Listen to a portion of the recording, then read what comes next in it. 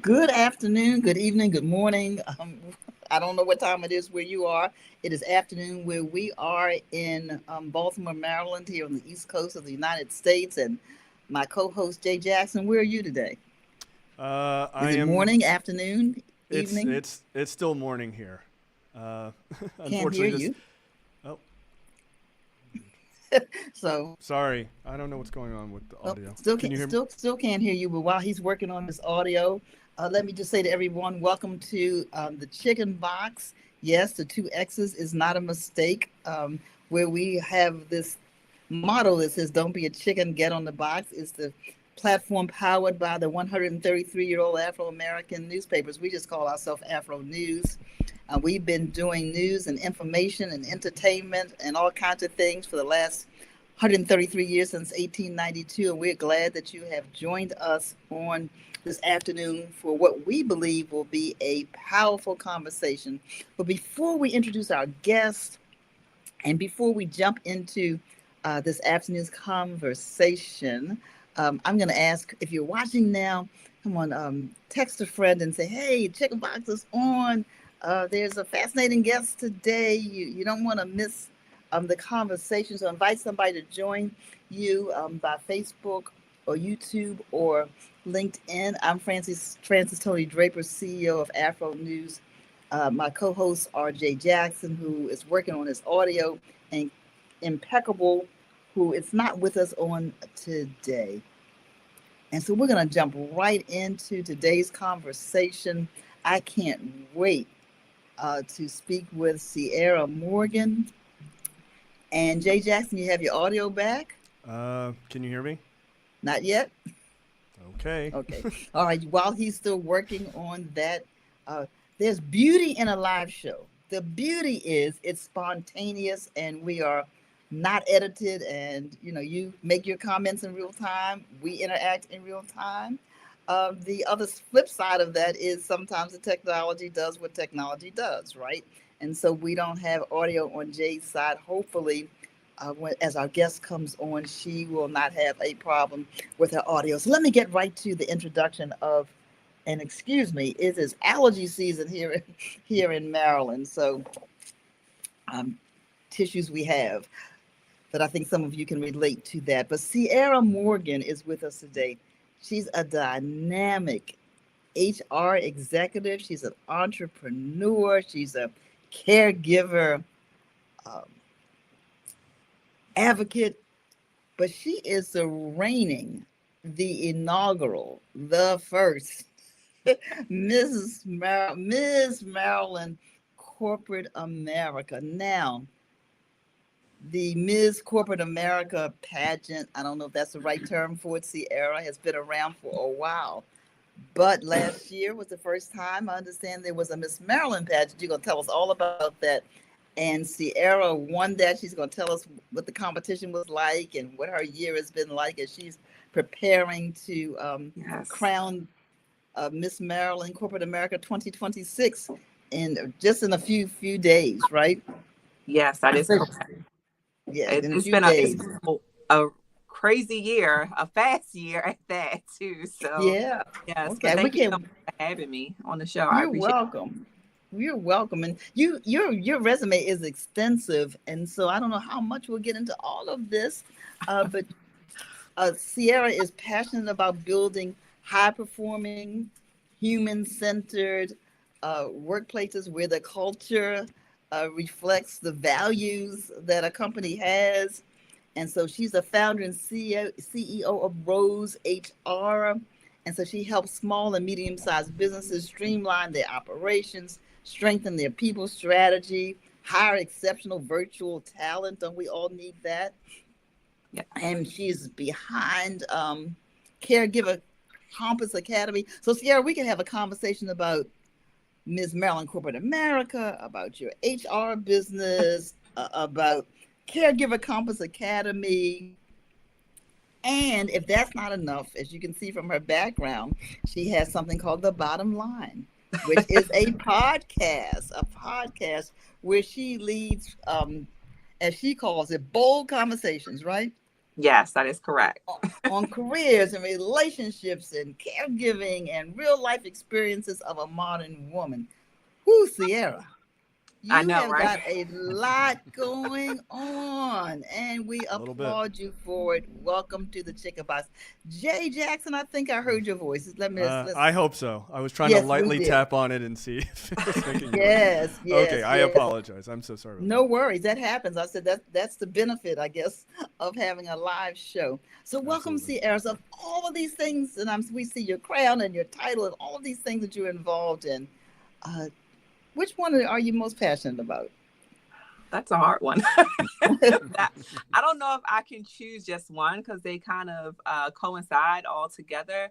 But I would have to say, obviously, family comes first. So being a caregiver advocate for sure, just speaking up for people that are unable to speak for themselves in the world, that is definitely near and dear to my heart and has been for over 16 years now. Okay. All right. So just speaking out for those who can't speak for themselves, that's a great thing to do. What do you find in this caregiving environment that we all are going to find ourselves in? Either we're going to be receiving care, right, Right. or we're going to be giving care. Uh, do any themes emerge that people in general deal with, whether they're on the receiving or the giving end? Well, I would say caregiving itself is definitely it's a sacrifice, whether it's a financial sacrifice, an emotional, mental, or physical sacrifice. And for me, I started out when I was in my 20s. So, and I am that only one in that power of attorney. And I had it from my great grandmother first, and then her daughter, which is my grandmother. Now I have my grandmother.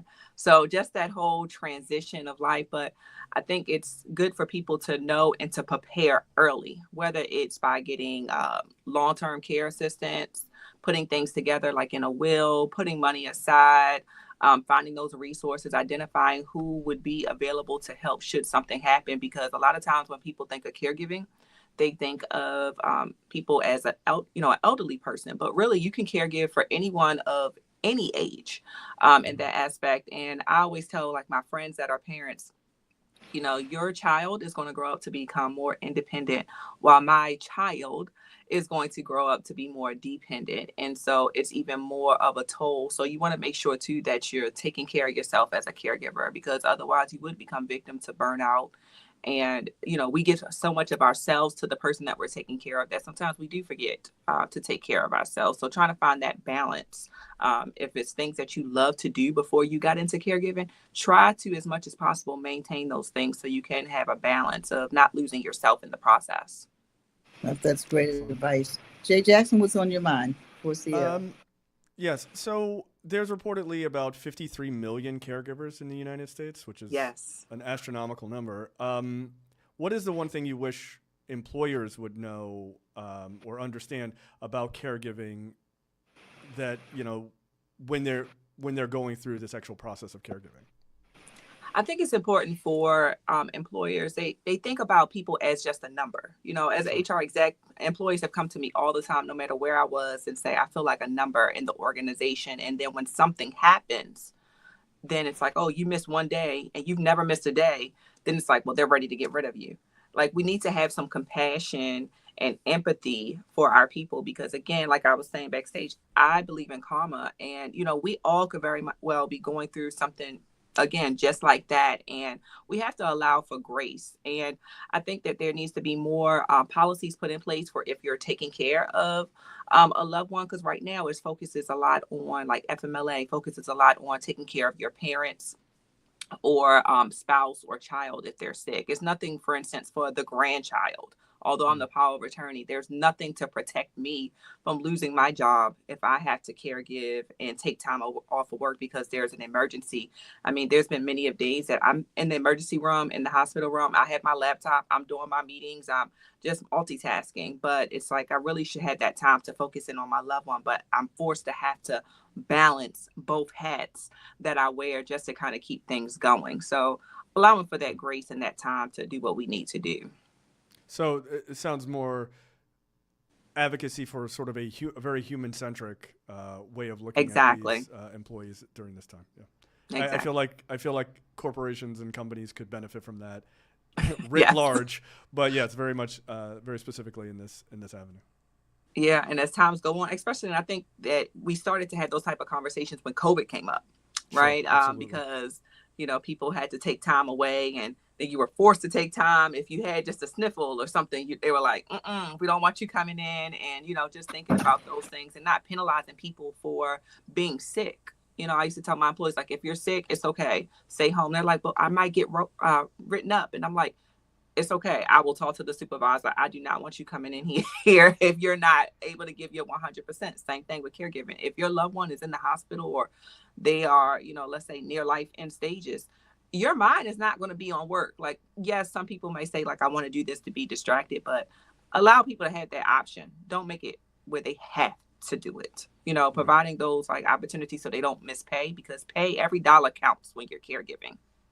Right, because you're no longer just taking care of your normal responsibilities. You're also taking care of this other Exactly. person, which I'm sure the cost is astronomically higher than sort of day to Oh, day costs. yes, Yeah, of course. definitely. And, they are, I teach a lot about like financial assistance as it relates to caregivers. And that's actually one of my pain points. And I was like, oh, well, I get into this because, we get funding from the state Right. currently. And what people don't realize is you either have to be rich or you have to be poor to get any type of assistance. If you're rich, then yeah, you can hire people, at the $30 an hour that the agencies are charging.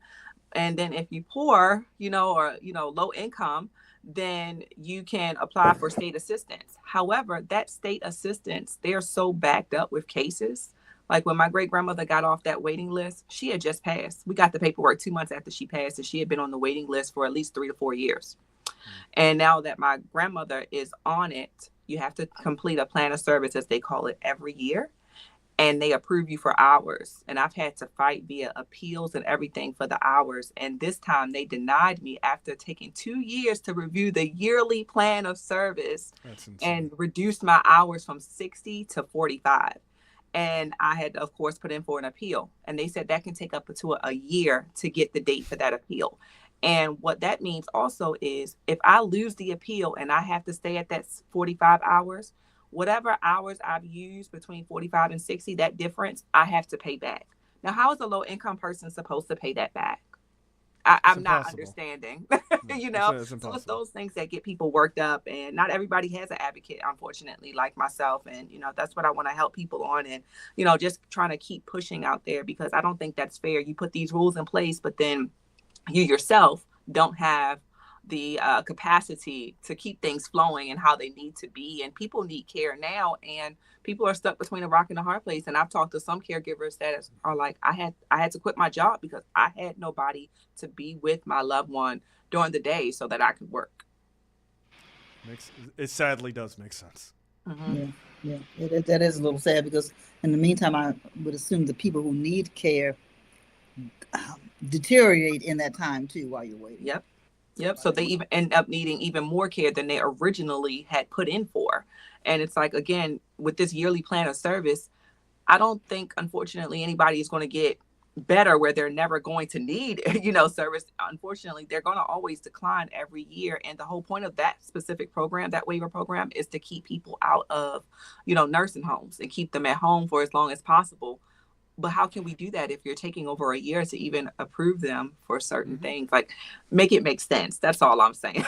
And So, the thing is, it rarely does, which is right. it's just So what it I'm is. just really trying to work on that. And, when I do reign the next Miss Maryland Corporate America, I will have more time to get back into having those conversations with the delegates and senators. And I've already started those conversations many years ago and continued on. But I want to do it on a more broader scope, because I just don't understand. And actually, Medicare just came out with a program called the Medicare Guide. So that's a federal program now. Caregiving is now being discussed on a federal level, which is amazing. Um, and they give you up to 80 hours for the caregiver as for respite care. So that way, like, I can step away from my duties and have someone take care of my loved one. But I got approved for 71 hours for the year, but I had to use those hours from anytime from July 1st to June 30th. But the problem with that is most appreciative, But then you have to train somebody every time they come in for those 4 hours. It's not like if I want to have somebody just for 1 week, then that's it. My hours are gone. So I only get 1 week of respite per year. Essentially is what it's, what it's coming down to. And that's I, that's hard. I mean, it's funny because on the surface, it's like, well, you can get a week off, and that sounds nice. But if you're spending so much more time training this person about the intricacies of the person of your loved one, you end up spending far more time than the week off. So it's like when people, the old adage of like, yeah, but if I take this vacation, then I fall behind on work. So then I'm like doubling the amount of work. So I might as well just not go on vacation. Yeah, it's like basically a catch-22. I always say I spend so much more money when it's time for me to go away. And, I'm trying to think, well, who's going to be here to work overnight? Who's going to be here? Who's going to provide meals? Who's going to pick her up from daycare? Like all of those things have my mind spinning all the time. Just like today, I was supposed to take her to daycare, but with the weather outside, I said I'll just opt to, keep her at home. Yeah. So Sierra, that's, all of that we're talking about, I think is real for people. Before I ask this question, let me just say to those viewers who are tuning in, we're so glad to have you here. This is the Chicken Box, powered by Afro News. We hope you'll put your comments in the chat on whatever platform you're watching this.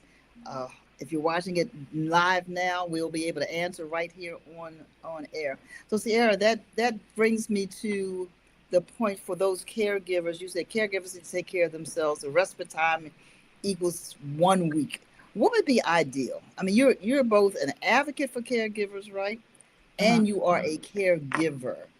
So if you could write the legislation, or if you could talk to and testify before whomever, Congress or the state legislature or Medicare or whoever, what would you say? What do people really need? I would say, at bare minimum, once a quarter to be able to get away. And I know for some that's hard. I know some caregivers might say, once a month, but if, to just kind of start it off and be generally fair, being able to provide some type of stipend, for caregivers to be able to get away, because yes, you could provide that respite week, but if I don't have the money to go anywhere, to do anything, to rejuvenate or to get myself a massage, then what really, I might, people feel like I might as well stay at home. That's just like employees that don't get enough PTO. Like I see a lot of employees, they don't take time off. And it's like, well, you have time. And they're like, I don't have any money to do anything. So I would just be sitting at home. So I might as well come into work every day. And that's that same type of feeling I feel like caregivers feel with. But again, when you get burnt out, then you start to get agitated. You start to get irritable. And, unfortunately, you can possibly take that out on your loved one. And they don't know sometimes what they're doing, and they can't help it. If they were back to their old selves, they wouldn't put anybody do this. They wouldn't wish that on anyone to do. But I think that, having more financial assistance, having more opportunities for care, because again, the average rate for home health aid right now is like between $30 to $35 an hour. How can you afford that? Some people don't even make $30 to $35. Exactly. I was going to say an hour. That's far below the average. Yeah. So how can you afford that? And again, I'm blessed to have a good group, but if I had to go in front of the legislature, that's what I would say. Providing more, we do all these other $1 million plans and $1 million budgets and things like that. Why can't we have something dedicated for caregivers that, we can pull into to be able to allow us that time to get away? Or actually, they have facilities, yes, for respite care, but again, they are expensive too. So we have to have some type of balance. And I don't want to make it seem like everything is money, but unfortunately, money is what makes this world go around here in the U.S. and we need that. But again, just having more support on the back end. And I know the companies that own these agencies, they're behind too, because the Medicaid waiver agencies, Medicaid only reimburses them $24 an hour. So it's not, they don't have, after they pay the aid, they don't really have that much either to go off of. So everybody is really being affected from the top to the bottom. And I think that from a legislator perspective, unless they're going through it, they really don't understand what it means to be in this spot. And some of the delegates that I talked to, they were like, oh, I need to talk to you because now their ears are pinging because now they are becoming a caregiver and trying Caregiver. to find that balance. So but if they were never put in that position, it would just go right over their heads, right? So I mean, we're getting into that time where that number, that 53 million, is going to be increasing because we have the baby boomers that are transitioning, that will also need caregiving assistance. And then even when my generation is at that age of the baby boomers now, we might not have Social Security, or we might not have anything. So I say to the people that are around my age, start investing, start putting that money aside, because again, you don't have to be 70 years old or 80 years old before you need care. Anything could happen at the drop of a hat, and we have to plan accordingly. Yeah, no, that's a very powerful message. Let me ask you something. For those who are not familiar with the Miss Maryland Corporate America pageant, I obviously want to bring attention to your crown. I don't want people to just think, "Oh, this woman wears a crown just on a normal day," though that would be your prerogative. No judgment. Can you talk about what that pageant is? Is pageant the right term? I don't even know. Yeah. Okay. I imagine it's a bit different than what people think of traditional sort of pageant. So can you kind of walk through what this is like? Obviously, this is very focused on business and your organization.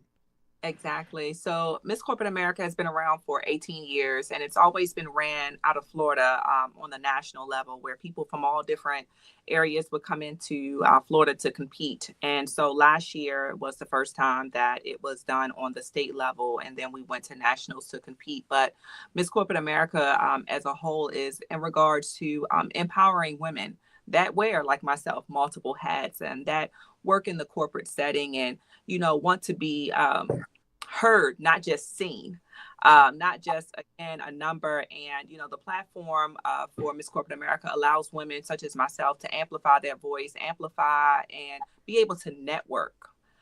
Each generation of every year, I guess I should say, of people competing, they all build a sisterhood, and we all network amongst each other. So whatever I don't have, oh, I might need what you have in your business. Let's get together and collaborate. So it's that bond of sharing ideas and allowing women to be able to feel that safe space, because again, in the corporate world, sometimes you have to really fight for your voice and for you to have a seat at the table. And we want to honor those women that have that seat at the table or aspire to have that seat at the table. Sure, absolutely.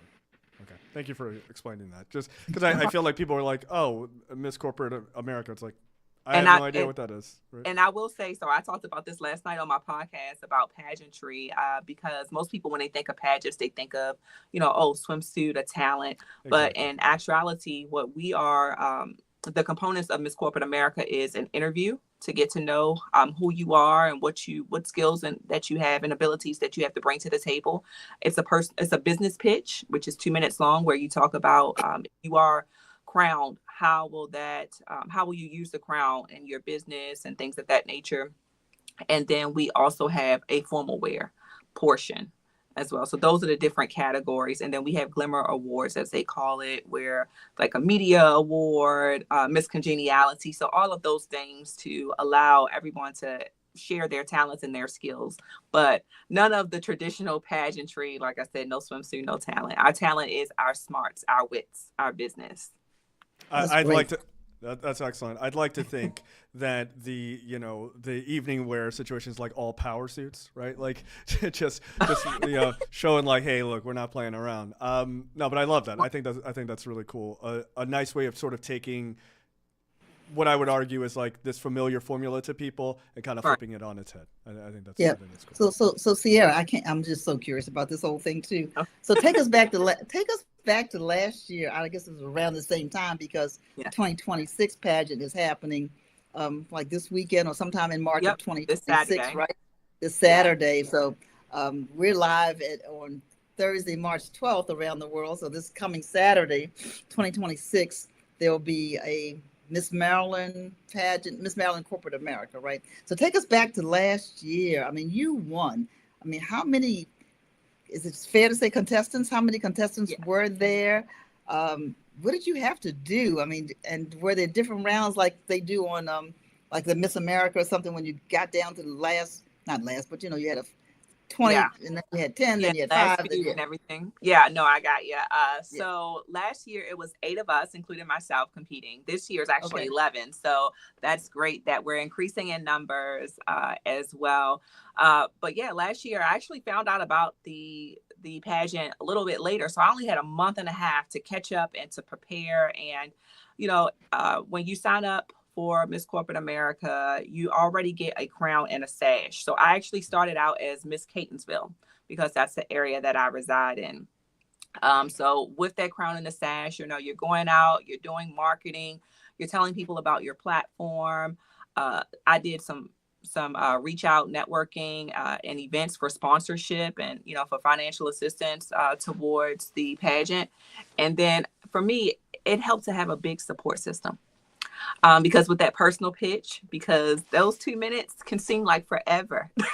Yep. So when you're I up there, bet. when you're just talking casually, 2 minutes is nothing. But when you're up there and all eyes are on you, you want to make sure that you are prepared. So, and I'm very much a perfectionist. So I did my spiel from the bottom to the top every time, like for hours with my family and my friends. And for me, again, my platform was caregiver advocacy. So that's not something that you hear about in pageants. A lot of people were talking about, it was I guess, a holistic moment for them based on something that may have happened during their childhood, how they work with youth and young adults and things like that nature. But I was the one that was very different in regards to caregiving. So when I actually came out for my business pitch, I had on my grandmother's house coat and I had her walker. And I walked out and I didn't talk yet because the time doesn't start till you talk. So I started taking off the house coat and I made sure I gave eye contact to every judge because I wanted to make sure that because my message was going to be very powerful, that I had the attention and I commanded the attention of the audience that was there.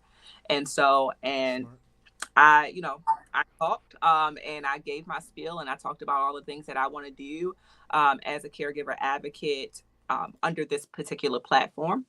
And then also after that was the formal wear. So wearing the gown as well. That was actually, I believe, 40% of our score. And then the day before the pageant, that was when we had to do our interview. So we got asked questions by all of the judges. So it was a very intense but powerful process. And leading up to the pageant, we had weekly meetings, we had different trainings as well to help us prepare far as like walking and posing and things of that nature. So it was a very exciting day, long day, but it was very much well worth it. And I loved every minute of it. All right, out in your grandmother's robe. Yes. Yep. I Yeah. love it. So, That was because people very are like, attention what is grabbing. she gonna do? Like, Right. Look. and then I had my suit on because we had to wear a business suit for it. So I had my business suit underneath of that as well. And like I said, we had the Glimmer Awards. One of them actually was a media award where it was optional, where you could make a video talking about your platform and the community that you were representing. So I did win that one as well because, I wanted to highlight, of course, Catonsville, but I wanted to highlight again from a different standpoint my platform, because the way you win the media award is by how many likes you get on your video. And so all of the likes that I got, it just put caregiving into the mindset of all of those individuals. So for me, I looked at it as a marketing task to do. So yeah. Right. That's wonderful. That's what, yeah. That's what I mean. You said Catonsville. For those of us, for people who are not from the Maryland area or for the Baltimore area who are watching this, because we're on Facebook and YouTube and LinkedIn, so people from all over the world are watching. Catonsville is a neighborhood. I don't even know if it's not a city. It's a neighborhood in Baltimore County, in Maryland. Just to put it in perspective for those who are watching. And so our guest went from Miss Catonsville to Miss Maryland, and then to Miss Maryland, and then competed in a national competition. Okay. Yeah. All right, Jay, you look like you were getting ready to say something. Well, I was just gonna say I've done a pitch contest before, and I remember literally taking a week off of work and just writing my pitch and then doing it over and over again. So I 100% remember those days, and it was just like when you finally get on stage, you're terrified, and it feels like there's a billion people out there, and then you just kind of go into your zone, and then you do right, because it's so That's different awesome. than just giving a speech about a particular topic, right? Because you're having the time, and if you went over your time, that was points deducted. And I Exactly. think some of the ladies that I competed with, I think they wanted to go off the aspect because they did pitch competition to just talk. And I was like, no, Right. you have to be strategic. I mean, this is a business as well. Although it's a competition, it's still a business and you're putting yourself out there. So you have to be very strategic in how you are communicating when doing that pitch. Excellent. That's great advice. So I want to go back to the caregiver advocacy stuff. Or actually, let's talk about Rose HR, Okay. because you take and sort of combine all the stuff we know about you as of right Right. now. You're obviously a caregiver coach, as Yeah. as it would be called, right? How do you take that and decide, all right, I'm a huge advocate, or I'm a caregiver advocate, I'm a caregiver myself. How do you take that? Because it's one thing to have an idea, as you know, and then implement that idea and see that sort of come to fruition. So what does that look like, that journey? And then you're starting Rose HR. Like, how does that feel to take this idea and then bring this into reality? Okay. Well, I'll start with the caregiver portion first and I'll Sure. work my way backwards. Okay. Because I've always along my journey, because I didn't have anybody when I started out to really ask or to look at as a caregiver. I had to do a lot of things trial and error. And so I've always made it my goal to, if I can help people avoid the mistakes that I've made, Mm-hmm. and be able to thrive, then that's what I want to do. So I've always done that. And I was like, well, if I put a business together, then maybe I can reach more people, as opposed to just people I just run into randomly or other family members or friends that are in those type of situations. So that is how that was birthed. And I believe that it was actually, my purpose, my mission. I didn't know that when I was a teenager, when I felt like my grandparents were already trying to prepare me for these things. I was like, Right. okay, could let me know ahead of time, but it's okay. But and then circling back with Rose HR. So I've been in HR for over 17 years.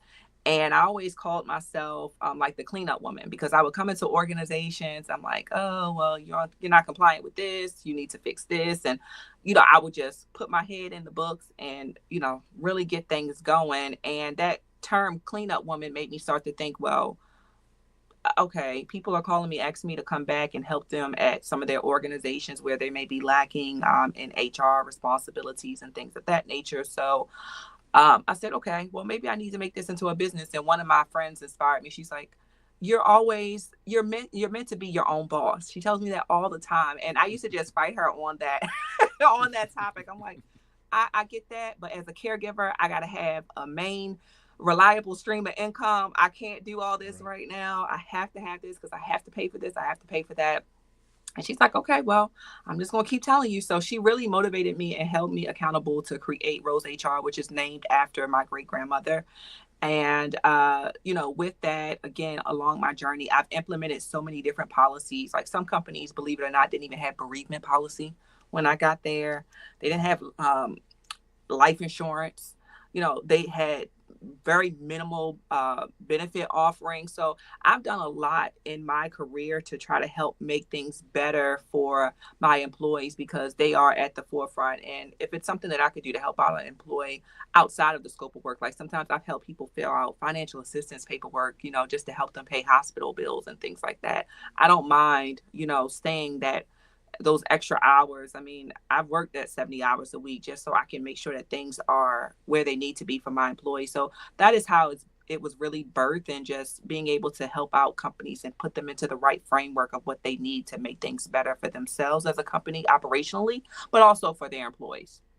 Okay. That makes sense. That makes sense. Okay, so this is a time where you can go ahead and give another plug for Rose HR. So suppose people want to get in contact with your company and know Yeah. about your scope of work. What would you ask? What would you suggest that they do? So I will say too, I didn't highlight the other part of Rose HR is where I help small to medium sized businesses, not just do HR and set, their HR fundamentals up, or foundation up rather, but I also hire virtual assistants, because a lot of those size businesses are either doing it alone, or maybe they have one or two people working for them. And virtual assistants, they are from another country, but they work on our time zone, and they are equipped to handle social media tasks, basic editing, video editing, as well as administrative day-to-day tasks, email management, handling phone calls. And those are the things that as CEOs weigh us down when we're trying to grow the business and work on the strategy of the business. And that's where they fill in at a fraction of the cost of what it would be for a person here in the state. So, visit my website at www.rosehr.org, and we can set up a consultation and just really get into what you have going on and figure out how we can help. And I have a lot of networking. If it's something that, beyond HR and virtual assistants that is needed, I can put you into play with someone else that may be able to help you as well. And then the Caregiver Compass Academy is www.caregivercompassacademy.com. And the whole idea there is the compass is to provide you with direction of where to go and how to navigate, because it's so overwhelming. You may feel like you need to do everything all at once, and you really don't. We just kind of chop it up and do things one at a time. So with that, you can do a coaching session with me. You can sign up for a membership where you get videos from different experts every month, as well as presentations on like how to hire a home health aide, or what do I need to prepare legally for as my loved one is transitioning, or just to prepare for myself should I need someone down the line. So all of those things we do talk about. And I don't know if I should talk about my podcast, but yeah, well, you may as well. I mean, you've got the Rose HR, and then you've got the Caregiver Compass, Caregiver Compass Academy, Compass Academy, and you may as well fill out this three-legged stool. Tell us about your podcast. So, as you mentioned, the podcast is relatable topics. And I always give the story of when some of your friends you don't talk to every day. But when you do chat, you're like, oh, hey, let's go out to dinner or happy hour, and let's just kind of chop it up. And when you do chop it up, you're talking about your relationships, you're dating, married, what have you. You're talking about your health. You're talking about your finances, and you're talking about throwing in caregiving as well. So it's all relatable topics that we may talk to our friends at any given time. And, I have women share their stories, or anyone share their stories. It's not just for women, but all the things that maybe we're thinking, but that we don't want to say out loud. And so this month's topic is, who are you when no one is looking? So we kicked it off season 3 yesterday with the pageant queens that are competing. And the topic was pageantry. Is it strategy or performance? So it's very much, just like what we're talking about today, and, identifying how to make pageantry work for you and what you're doing and your long-term goals, etc. But again, the bottom line is we're on YouTube as well and Facebook. And you can follow me on Instagram at CECTHEDIVA, CC the Diva. And that has my link tree in it too, so that way everybody can see all the different things that now say that again slower so our viewers can get that. Go ahead. No worries. So on Instagram it is at CECTHEDIVA, CC the Diva. CC the Diva. Okay. Yep. And you can search us on YouTube under CC the Diva, or put in the bottom line is to search. And my Instagram has my link tree, so it has all of the fun things that I'm doing at any given time. And I'm not going to let caregiving slow me down. I'm going to wear that hat very proud, and I'm going to continue to do what I have to do in life to succeed, because one, they're dependent on me to do so. So I got to make things shake, as I tell them. So you're going to wear the hat and the crown. Yes. Very proudly. The hat and the crown. So Jay, we're almost at the point. Thank you to our producer for putting that up on screen. We're almost at the point we want to jump on the box. But anything else you wanted to chat with our guests about before we do that? No, I think now is a good time. So what I'll say is, Dr. Draper and I will say our little end here, and then we're going to leave you to the last word. Okay. Before we get out of here, Look, Sierra, I think what you're doing is admirable work. I think it's really helpful. I think caregiving is one of those things where, like, as you were talking about, people don't think about it until it is now you're in Right. this position to be a caregiver, or you know you need to be cared for, right? So I think having this sort of at front of mind and thinking, okay, let's put the plans in place in case this is happening or when this does happen for parents or grandmothers and that sort of thing. Um, I think that's a great idea, and I think you providing this service to come in to not only just help people who are caregivers, but into corporations to be like, hey, sort of waving the flags like this is coming down the pike, whether you realize it or not, I think is Right. really powerful and really smart. There's nothing that helps people more than just kind of planning ahead for, especially for things that they don't necessarily realize are coming. And so whether that's corporations or just, people in general. So I think what you're doing is amazing work. Congratulations on, winning Miss Maryland, Miss Maryland Corporate America. But also just congratulations on Rose HR and all the work you're doing on your podcast and everything else. I think that's amazing. So just keep doing what you're doing. Thank you so much. Okay, my turn to jump on the box. Jay Jackson, as usual, took a lot of what I was going to say. So Sorry. that's all right. I'm used to it. So kudos to you for all that you are doing. Caregiving, as you've said, is a big deal and is growing exponentially because, as you accurately noted, the baby boomer generation is large, living longer than the previous generation. And there are fewer people to care for that generation than there are people in that generation. I guess I said that right. That generation is larger than the generations after that. And so it's going to be a big, big, big concern nationwide. It already is, but in the next 5 to 10 years, it'll probably grow exponentially in terms of the need. Hence, people building more properties for, folk who need that kind of care. And if we are honest about it, all of us will need it one day. Yeah, right? exactly. I mean, there's an alternative to not needing it. Of course, you could be among the few that don't need it, or you may not live long enough to need it, but the majority of people need some kind of caregiving. I was in New York City recently and I was wondering, where do the older people go? I mean, because it's such a fast pace. I said, Right. you didn't see a wheelchair, you didn't see a cane, you didn't see any of that. And I'm saying there's some places that, aren't even built or don't seem to be built to be places where folk would go for caregiving. And I don't know that they do that. So kudos to you for your passion around that, for taking care of your great grandmother and your grandmother, but not just limiting it to your own family, and for continuing to magnify this as an issue that we need to just pay attention to, and advocating for the changes that need to be done on a legislative, um, in that arena, legislative arena. And you are so right. As our legislators age and their family members age, people become more sensitive to those things that impact them. So you have a lot going on, but I can see how they are all related.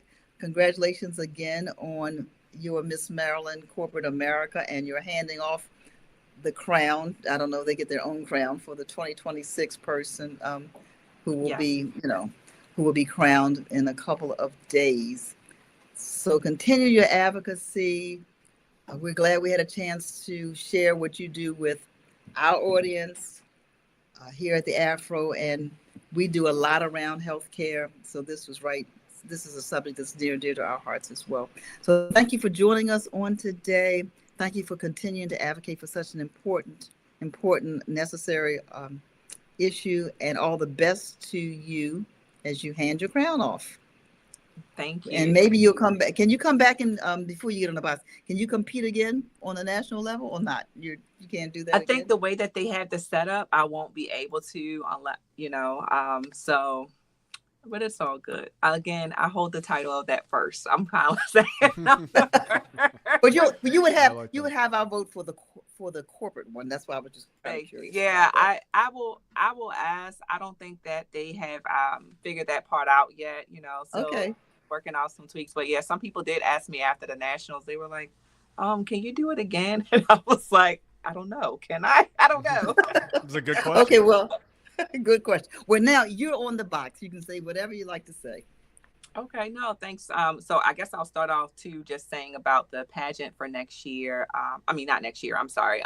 That's this Saturday. So March 14th, this Saturday, it starts at 7 p.m. You can purchase tickets at www.md.Miss Corporate America, and then Miss is MS, corporateamerica.com. And I would love to see you. I would love to see everybody there, take pictures with everybody, and you get to meet me and learn more about what I do, and learn about these lovely ladies that are going to be competing. They are some powerhouses, if I didn't say that before. All 11 of them, and I really don't know who's going to get the crown, and they would get their own crown. But I will be placing it on them and doing my final walk, which every time I say that out loud, it sounds so sad to say my final walk as queen.